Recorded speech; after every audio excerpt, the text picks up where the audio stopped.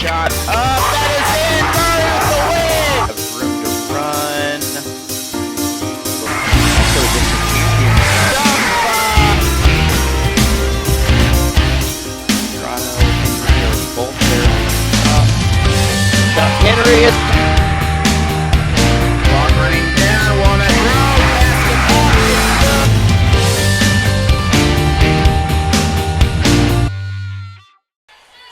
And welcome back here. We got our special guest here, Tom Bildner, with us as the Rolla comes out with the ball first. But Coach Bildner, you've had a very good Christmas break here. You had a win in the Wablo tournament against, former Waynesville Lady Tiger coach Brigham Matlock there over at Lakeway. Yeah, it was a good tournament for the Crocker girls. We played a little sloppy at times, but we got the job done, and I'm real proud of them. Now, just talking before this started here, as you put it, 12 years ago, you remember sitting down on that bench down there.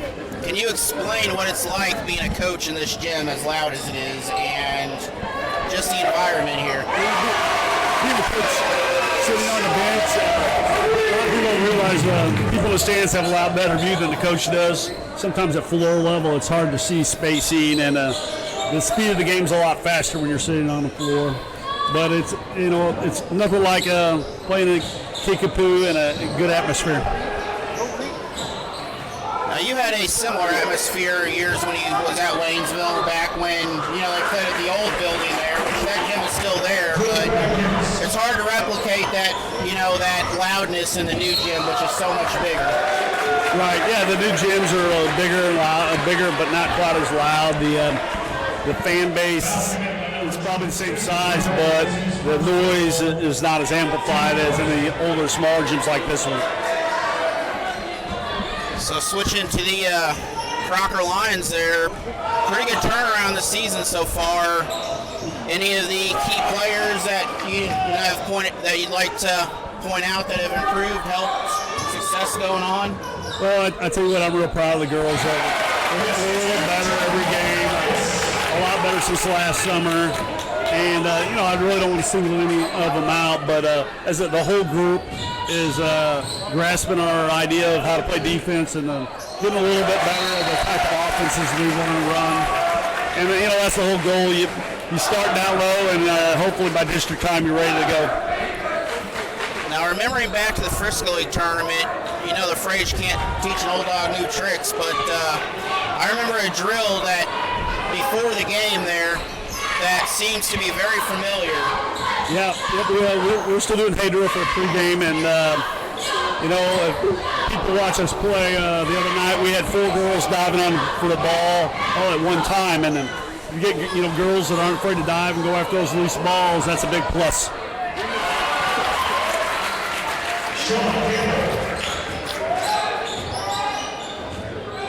My scoreboard is not cooperating here. There we go. Now we got it working. Yeah, this game here, first half, both teams struggled to shoot the ball a little bit. Pretty much played the whole half, and Coach Miller from Rolla went to his 3-2 zone. Looks like right now they're playing went back out the band, but 3-2 zone, Kickapoo was handling that pretty well. Both these teams state ranked along with Glendale and Central in the Ozark Conference here. The boys side of the boys bracket of the Ozark Conference, several state-ranked teams this year. Right, the Southwest Missouri's a little hotbed for basketball, boys and girls. And this Rolla group here, they've been playing together since they were really young. And that makes a big difference. Yep, and the challenge. There we go. They moved a little too quick on that, but the challenge with that compared to some of the other schools,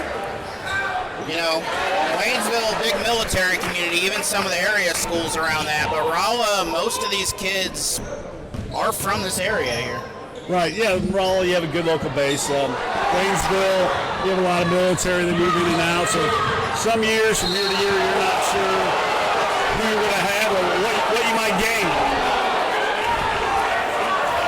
what's in store for the Lady Lions this coming week up here? So what's in store for the Lady Lions this coming week? We have a home game Thursday against Conway. That's only our second home game of the year, and it would be kind of nice to play in front of the Crocker fans at home. But, at the Wablo tournament, I think half of Crocker was there. They did a really great job of supporting the ladies. And the boys also played for the championship. They weren't hitting their shots quite as well as they normally do and weren't able to come out on top. But the girls, it was kind of like a slugfest. Neither team really got going very well. We were just able to come out on top.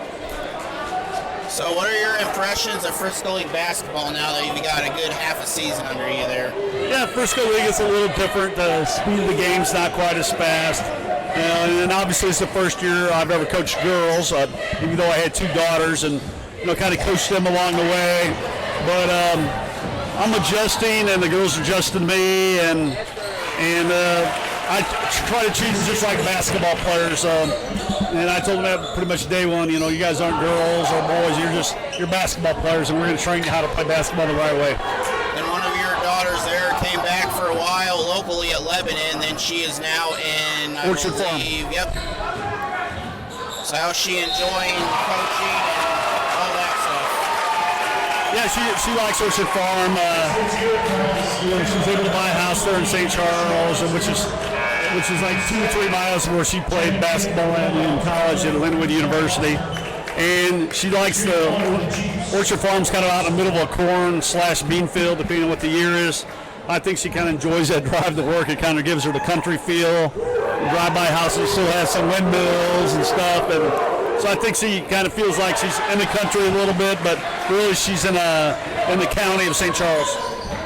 St. Charles, kind of not weird, but kind of a different environment than across the river just a few miles away, where St. Louis County just literally builds up to the river as much as they could. Yeah, St. Charles is a very nice place to live. They have a good Main Street area where a lot of people travel to go look at all the shops and stuff up down on Main Street. But there's a lot to offer there. And then you also in the past have had some. Well, you've played basketball up there back in the day, up at, I believe East Central, was it? St. Charles West. St. Charles Yes, West. I still have friends there and people that I know, and it's just a nice area. In my case, in my heart, I'm kind of an old country boy, and I like the hunting and fishing part of it. And so Waynesville area, Pulaski County was a pretty great place for my wife and I to settle down and live at. Now later in the year, the Tigers will be coming here, and you have firsthand knowledge of that rivalry. Goes back probably 50, 60 years, these two teams competing, Waynesville and Rolla. I'm sure it's a long time. I know Gary Cance told me, and it had to be 2000 or 2001 that we beat Rolla here at Rolla. And after the game, I had no idea this. He came up to me and said, "Coach, this is the first time we beat Rolla at Rolla in 12 years." This is a very tough place to play. Rolla fields very good teams.